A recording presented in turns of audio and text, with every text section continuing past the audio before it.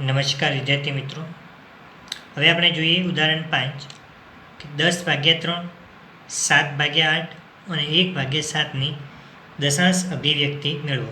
એ દશાંશ અભિવ્યક્તિ મેળવવાનું કીધું હોય તો આપેલી સંખ્યા છે એનો ભાગાકાર કરીશું અને ભાગાકારની અંદર જે આપણને જવાબ મળશે એ આપણે એની દશાંશ અભિવ્યક્તિ કહીશું. તો પહેલું જોઈએ આપણે કે 10/3. તો અહીંયા 3 છે, અહીંયા અંદર છે 10, એટલે 3 તરી 9, એટલે કે 3 વડે ભાગ ચાલશે. 3 તરી 9, 10માંથી 9 જશે એટલે 1. અને હવે આગળ કોઈ સંખ્યા છે નહીં, એટલે જો આગળ ભાગ ચલાવવો હોય તો અહીંયા પોઈન્ટ મૂકવો પડે, અને અહીંયા પોઈન્ટ મૂકો એટલે આપણે ઉપરથી 0 ઉતારી શકીએ, એટલે અહીંયા થશે 10. હવે ફરીથી ભાગ ચલાવીએ તો 3 તરી 9, 10માંથી 1 જશે એટલે 10માંથી 9 જશે એટલે 1. એ ફરીથી ઉપરથી ઉતરશે 0, ફરીથી 3 તરી 9. તો આ રીતે આગળ ભાગ ચાલતો જશે અને શેષ છે એ ક્યારેય 0 થશે નહીં, શેષ એક વધતી જશે અને ફરીથી 0 ઉતારીશું.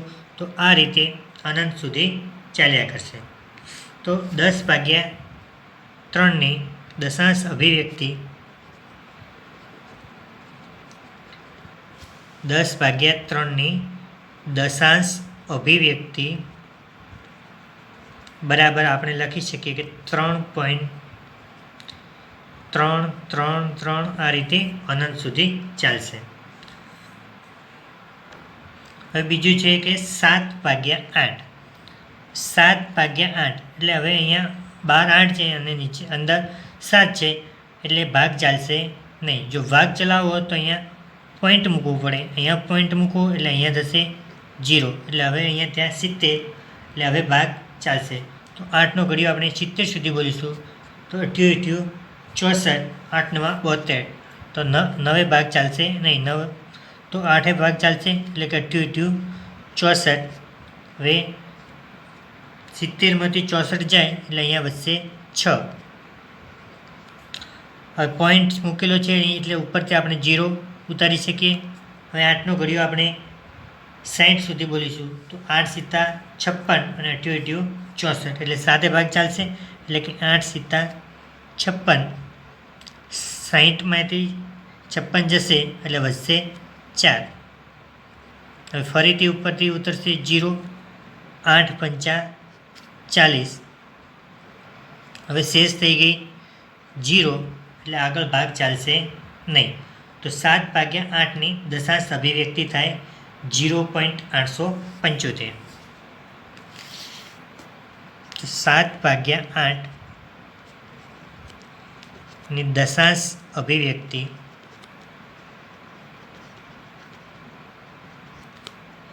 બરાબર 0.875 મળે. એના પછી છે 1/7. તો 1/7 કરીએ, 1/7 અહીંયા ભાગ ચાલશે નહીં, એટલે અહીંયા પોઈન્ટ મૂકવું પડશે, 0 પોઈન્ટ અહીંયા મૂકશું 0, એટલે હવે ભાગ ચલાવી શકીશું. તો 7 એકા 7, 10માંથી 7 જાય એટલે આપણને મળશે 3. હવે પોઈન્ટ મૂક્યો છે એટલે ફરીથી આપણે ઉપરથી 0 ઉતારી શકીએ. તો પછી ભાગ ચલાવીએ તો 7 ચોક 28 ને 7 પંચા 35, 7 પંચા 35 વધી જશે, એટલે કે 7 ચોક 28. પછી 30માંથી 28 જશે એટલે વધશે 2. ફરીથી ઉપરથી ઉતારીએ 0, 7નો ઘડિયો 20 સુધી બોલીએ તો 7 તારી 21 વધી જાય, એટલે કે 7 દુ 14, 7 દુ 14. 20માંથી 14 જશે એટલે 6, ઉપરથી ઉતરશે 0. પછી 7 8 56, 7 9 63, તો વધી જશે. તો 7 8 56, 60માંથી 56 જશે એટલે વધશે 4. ફરીથી ઉતાર્યો આપણે 0, 7 પંચા 35,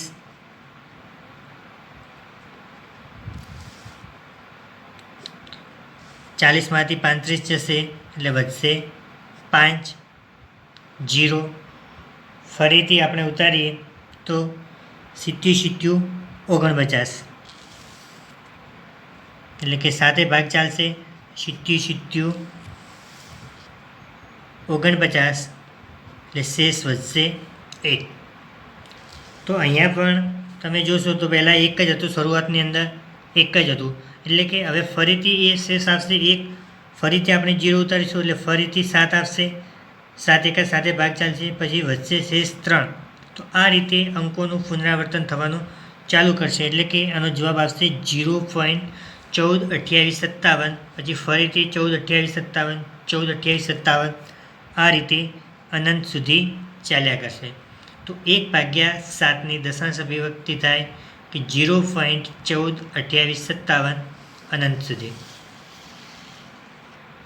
તો 1/7ની દશાંશ અભિવ્યક્તિ બરાબર 0.142857. આ રીતે અનંત સુધી ચાલશે.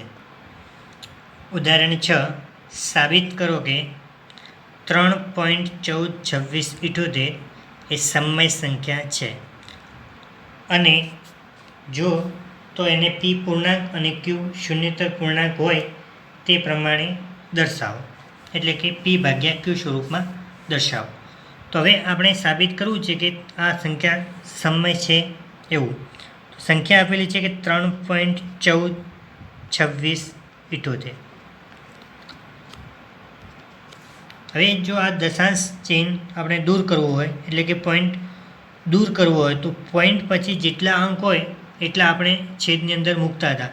ધારો કે 3.14 હોય તો પોઈન્ટ પછી 2 જ અંક હોય, તો આપણે છેદની અંદર પોઈન્ટ દૂર કરી અને છેદની અંદર 100 મૂકતા હતા. એવી જ રીતે અહીંયા પોઈન્ટ પછી છે 1, 2, 3, 4, 5 અને 6 અંક છે. એટલે જો આ પોઈન્ટ દૂર કરીએ તો આપણે છેદમાં આ રીતે મૂકી શકાય કે 1ની પાછળ 6 0, એટલે કે 10 લાખ. એટલે આપણે પોઈન્ટ દૂર કર્યો તો પોઈન્ટ પછી જેટલા અંક હોય એટલા એની નીચે છેદમાં 0 મૂકીને આપણે એ પોઈન્ટ દૂર કરી શકીએ. એટલે હવે આ સંખ્યા તમે જોશો તો એ પી ભાગ્યા ક્યુ સ્વરૂપની થઈ ગઈ. ઉપરનો ભાગ કહીએ પી, નીચેનો ભાગ ક્યુ. પીની અંદર પૂર્ણાંક સંખ્યા હોય છે, જ્યારે ક્યુની અંદર શૂન્યતર પૂર્ણાંક, એટલે કે શૂન્ય સિવાયની પૂર્ણાંક સંખ્યા છે. તો માટે આપેલ સંખ્યા એ સમય સંખ્યા છે.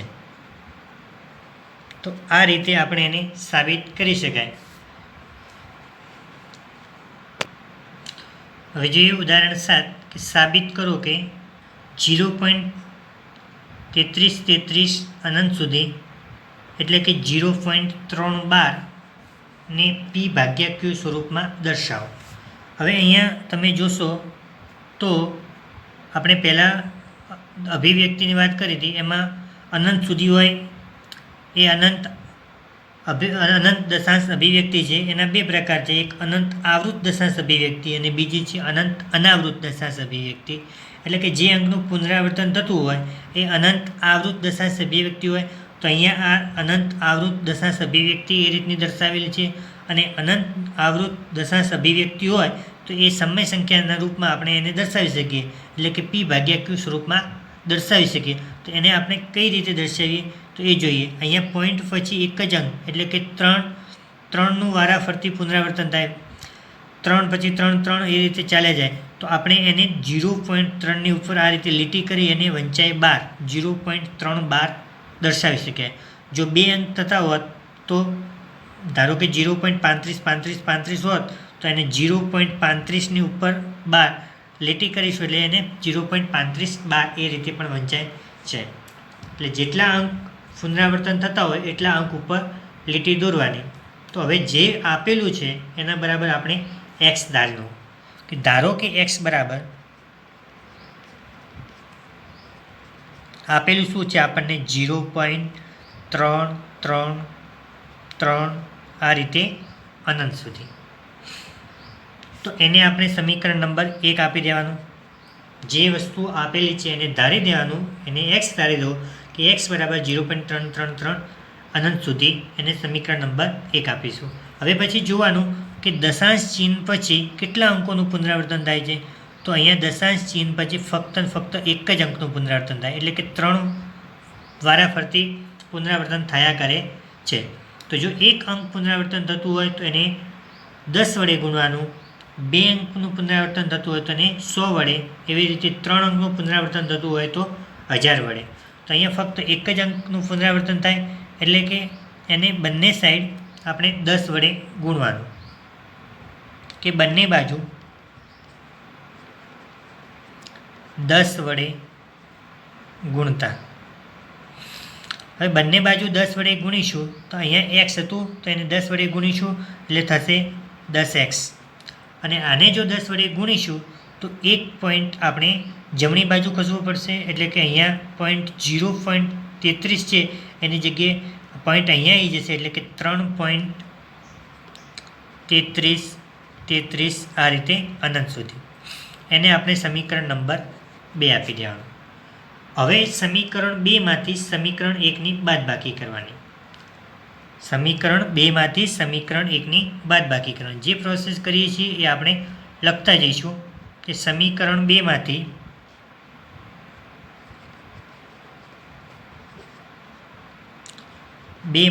સમીકરણ 1ની બાદ કરતા. તો આપણે ઉપર લખીશું સમીકરણ 2 એટલે કે 10x બરાબર 3.33 આ રીતે અનંત સુધી, અને નીચે આવશે સમીકરણ 1 એટલે કે x બરાબર 0. પોઈન્ટના નીચે પોઈન્ટ આવવો જોઈએ 0.33 આ રીતે અનંત સુધી. હવે બાદબાકી કરીશું તો આપણે ચિહ્ન બદલી દઈશું, પ્લસ છે તો આ માઇનસ, પ્લસ છે તો આ માઇનસ. હવે બાદબાકી થશે તો 10x માંથી 1x જાય એટલે 9x, 3માંથી 0 જશે એટલે 3 પોઈન્ટ, આ 3માંથી 3 જશે એટલે 0, 0, 0. તો હવે બધું એ તો પાછળનું 0, 0 થઈ જશે, એટલે 9x બરાબર 3.00 આ રીતે લખી શકાય. પોઈન્ટ પછી 0 લખવાનો કોઈ મતલબ નથી. તો 9x બરાબર 3 માટે x બરાબર 3/9. છેદ ઉડાવીએ તો 3 તરી 9. તો આ રીતે છેદ ઉડાવીએ તો ઉપર વધશે 1, નીચે વધશે 3. તો x બરાબર આપણને મળ્યું 1/3, અને x એ આપણે શું ધાર્યું હતું, તો જે આપણે 0.33 એ રીતે અનંત હતું એ આપણે x ધાર્યું હતું, અને એને આપણે હવે દર્શાવ્યું તો આ p/q સ્વરૂપે આપણે દર્શાવી શકીએ છીએ. તો આ રીતે જો આપેલી અભિવ્યક્તિ એ અનંત આવૃત દશાંશ અભિવ્યક્તિ હોય તો એને આપણે દર્શાવી શકીએ p/qના સ્વરૂપમાં. હવે જોઈએ ઉદાહરણ 8 કે સાબિત કરો કે 1.272727 અનંત સુધી, એટલે કે 1.2712 ને આપણે p/q સ્વરૂપમાં દર્શાવવાનું છે. તો જે રીતે આપણે આગળના દાખલામાં ગણતરી કરીએ એ જ રીતે કે આપેલી જે સંખ્યા છે એને આપણે x ધારી દઈશું કે x બરાબર, ધારો કે x બરાબર 1.2727 આ રીતે અનંત સુધી, એને આપણે સમીકરણ નંબર 1 આપી દઈશું. હવે જોવાનું કે પોઈન્ટ પછી તરત જ અંકોનું પુનરાવર્તન થાય છે. તો હા, પોઈન્ટ પછી તરત જ 2 અંકોનું પુનરાવર્તન થાય છે, 27, 27, 27 એ રીતે ચાલ્યા જ કરશે. તો 2 અંકોનું પુનરાવર્તન થાય એટલે બંને સાઈડ આપણે 100 વડે ગુણીશું. 1 અંકનું પુનરાવર્તન થતું હોય તો 10 વડે ગુણવાનું. જો 2 અંકોનું પુનરાવર્તન થતું હોય તો બંને સાઈડ આપણે 100 વડે ગુણવાનું, એટલે કે બંને બાજુ 100 વડે ગુણતા. બંને બાજુ 100 વડે ગુણતા.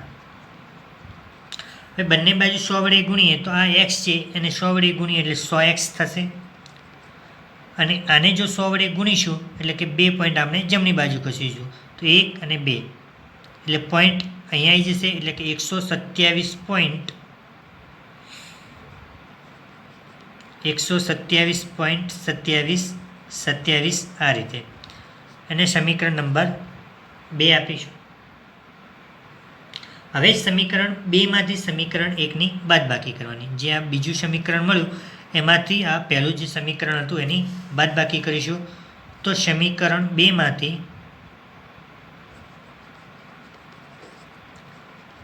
સમીકરણ 1ની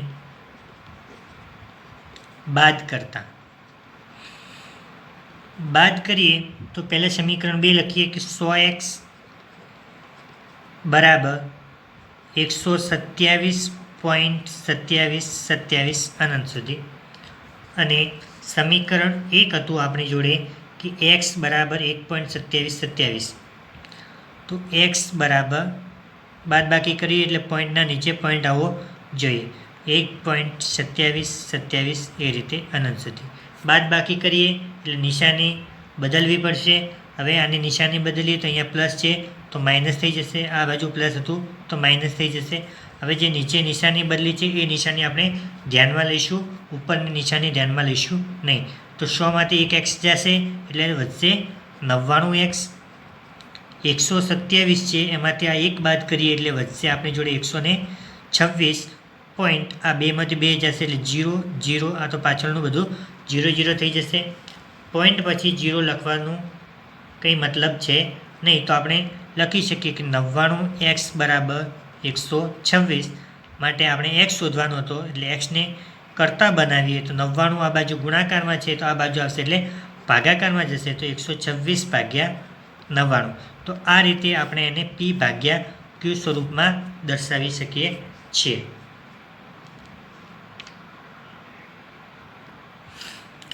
ઉદાહરણ 9 કે સાબિત કરો કે 0.2 બરાબર 0.235 ને આપણે p/q સ્વરૂપમાં દર્શાવવાનું છે. તો અહીંયા પણ એ અનંત આવૃત દશાંશ અભિવ્યક્તિ છે એટલે આપણે એને p/q સ્વરૂપમાં દર્શાવી શકીશું. પરંતુ મોટાભાગના વિદ્યાર્થીઓ અહીંયા એ ભૂલ કરે છે કે અહીંયા લખેલું છે કે 0.235 ઉપર 12 છે, 235 ઉપર 12 નથી. એટલે રિપીટેશનમાં તમે 235 એ રીતે ન લખી શકો, પરંતુ 2 ઉપર 12 નથી એટલે કે 2 અંક છે એ રિપીટેશન થતું નથી, ફક્ત ને ફક્ત 35 જ રિપીટેશન થાય છે. એટલે કે 0.2 આ રીતે. તો પહેલાં જે આપેલું છે એ લખીએ કે ધારો કે x બરાબર 0.235 આ રીતે અનંત સુધી ચાલે છે. તો આગળના દાખલામાં શું હતું કે પોઈન્ટ પછી તરત જ અંકોનું રિપીટેશન ચાલુ થઈ જતું હતું, પરંતુ અહીંયા પોઈન્ટ પછી એક અંક છોડીને પછી 35 રિપીટેશન થાય. તો આને આપણે અત્યારે સમીકરણ 1 આપીશું નહીં, પરંતુ પહેલાં પોઈન્ટ અહીંયા લાવીએ એટલે કે પોઈન્ટ પછી અંકોનું રિપીટેશન થશે અને પોઈન્ટ અંકોનું રિપીટેશન થાય પછી એને સમીકરણ 1 આપીશું. તો અહીંયા પોઈન્ટ લાવવું હોય તો આને આપણે 10 વડે ગુણીએ તો પોઈન્ટ અહીંયા આવી જશે, એટલે પછી પોઈન્ટ પછી રિપીટેશન ચાલુ થઈ જશે. તો આપણે જોઈએ કે બંને બાજુ 10 વડે પહેલાં ગુણી દઈએ કે બંને બાજુ 10 વડે ગુણતા. તો હવે 10 વડે ગુણીએ તો આ થશે 10x બરાબર પોઈન્ટ અહીંયા આવી જશે એટલે કે 2.35. હવે પોઈન્ટ પછી તરત જ અંકોનું રિપીટેશન ચાલુ થઈ જાય છે એટલે આપણે હવે એને સમીકરણ નંબર 1 આપી શકીએ. તો આને સમીકરણ નંબર 1 આપીએ. હવે પોઈન્ટ પછી કેટલા અંકોનું રિપીટેશન થાય છે તો 2 અંકોનું. તો આપણે બંને સાઈડ છે એ 100 વડે ગુણવું પડશે. તો બંને બાજુ 100 વડે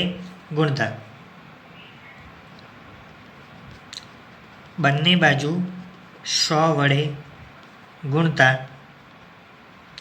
તો અહીંયા 10 હતા એને 100 વડે ગુણીશું એટલે 1000 થશે, એટલે કે 1000x બરાબર અહીંયા 100 વડે ગુણીશું એટલે પોઈન્ટ છે અહીંયા આવી જશે 35 પછી એટલે કે 235.35 35 35 આ રીતે. હવે એને સમીકરણ નંબર 2 આપીએ. હવે સમીકરણ 2 માંથી સમીકરણ 1ની બાદબાકી કરીશું કે સમીકરણ 2 માંથી સમીકરણ 1 બાદ કરતા. તો સમીકરણ 2 છે એ પહેલાં લખીશું કે 1000x બરાબર 235.35 આ રીતે. એમાંથી આપણે સમીકરણ 1 બાદ કરીએ. સમીકરણ 1 હતું 10x બરાબર 2.35. તો પોઈન્ટના નીચે પોઈન્ટ આવવું જોઈએ. 2.35. હવે બાદબાકી કરીશું એટલે એના ચિહ્ન બદલાઈ જશે. અહીંયા પ્લસ છે તો માઇનસ થઈ જશે, અહીંયા પ્લસ છે તો માઇનસ થઈ જશે. બાદબાકી કરીએ કે 1000xમાંથી 10x જશે. 1000માંથી 10 જશે એટલે 990x બરાબર 235માંથી 2 જશે એટલે 233. પછી અહીંયા પોઈન્ટ, અહીંયા 0 0 0 પોઈન્ટ પછી 0 લખવાનું કંઈ મિનિંગ નથી. તો 990x બરાબર 233. આપણે એક્સને કરતા બનાવવાનો છે તો x બરાબર 233 ભાગ્યા 990. તો આ રીતે 2.35 આપણે પી ભાગ્યા ક્યુ સ્વરૂપમાં દર્શાવી શકીએ કે 233 ભાગ્યા 990. ઉદાહરણ 10 કે 1/7 અને 2/7 વચ્ચેની એક અસમય સંખ્યા લખો. તો હવે અસમય સંખ્યા, આ બંને સંખ્યાની વચ્ચે અસમય સંખ્યા ઘણી બધી હશે. અસમય સંખ્યા એટલે કે જે અનંત સુધી ચાલતી હોય, એની અંદર કોઈ પણ અંકનું પુનરાવર્તન ન થતું હોય એને અસમય સંખ્યા કહેવાય. તો એવી રીતની સંખ્યા લખવી હોય તો પહેલાં તો આ બંને સંખ્યા આપેલી છે કે 1/7 અને 2/7, આ બંનેનો ભાગાકાર કરવો પડે અને એની વચ્ચેની કઈ સંખ્યા હશે એ આપણે શોધીએ. તો પહેલાં 1/7નો ભાગાકાર કરીએ. 1/7 અંદર 1 છે, બહાર 7 છે એટલે ભાગ ચાલશે નહીં. તો અહીંયા પોઈન્ટ મૂકવું પડશે અને પોઈન્ટ મૂકીએ એટલે અહીંયા આપણે 0 મૂકી શકીએ. તો હવે ભાગ ચાલશે એટલે 7 × 7. 10માંથી 7 જશે એટલે વધશે 3. પોઈન્ટ મૂકેલો છે એટલે આપણે ફરીથી ઉપરથી 0 ઉતારી શકીએ. પછી 7 ચોક 28. ફરીથી હવે 30માંથી 28 જાય એટલે 2. ફરીથી આપણે ઉપરથી 0 ઉતારીએ તો 7 દુ 14. 20માંથી 14 જશે એટલે 6 0. પછી 7 × 56. 60માંથી 56 જશે એટલે વધશે 4. ઉપરથી ઉતરે 0. પછી 7 × 5 = 35. વધશે અહીંયા 5. ઉપરથી ઉતારીએ 0 એટલે 50 એટલે 70 49 ભાગ ચાલશે એટલે કે 70 49.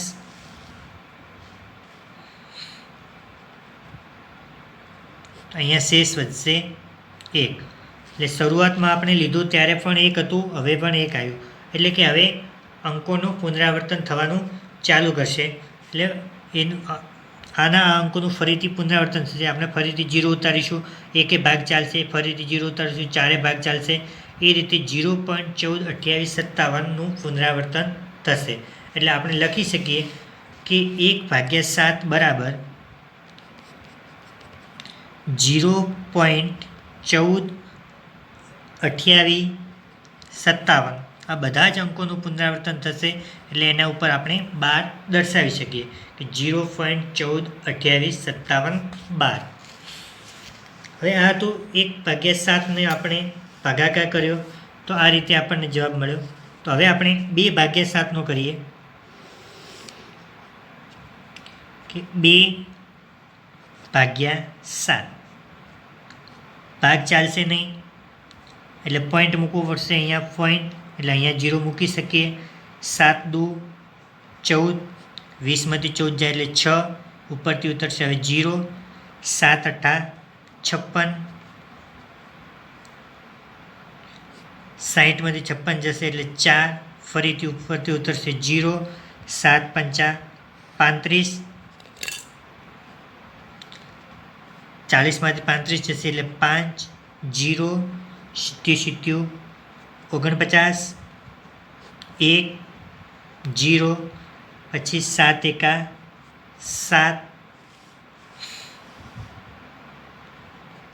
10માંથી 7 જશે એટલે 3, ઉપરથી ઉતરશે 0, પછી 7 ચોક 28 એટલે 4 ભાગ ચાલશે, 7 ચોક 28, શેષ વધશે 2 વધી. આપણે શરૂઆતની અંદર પણ 2 જ હતા, ફરીથી 2 આવ્યા એટલે એનો મતલબ કે હવે આ દશાંશ ચિહ્ન પછીના અંકોનું પુનરાવર્તન થશે, દશાંશ ચિહ્ન આગળના નહીં, દશાંશ ચિહ્ન પછીના અંકોનું પુનરાવર્તન થશે. એટલે કે આપણે લખી શકીએ કે 2/7 બરાબર 0.285714,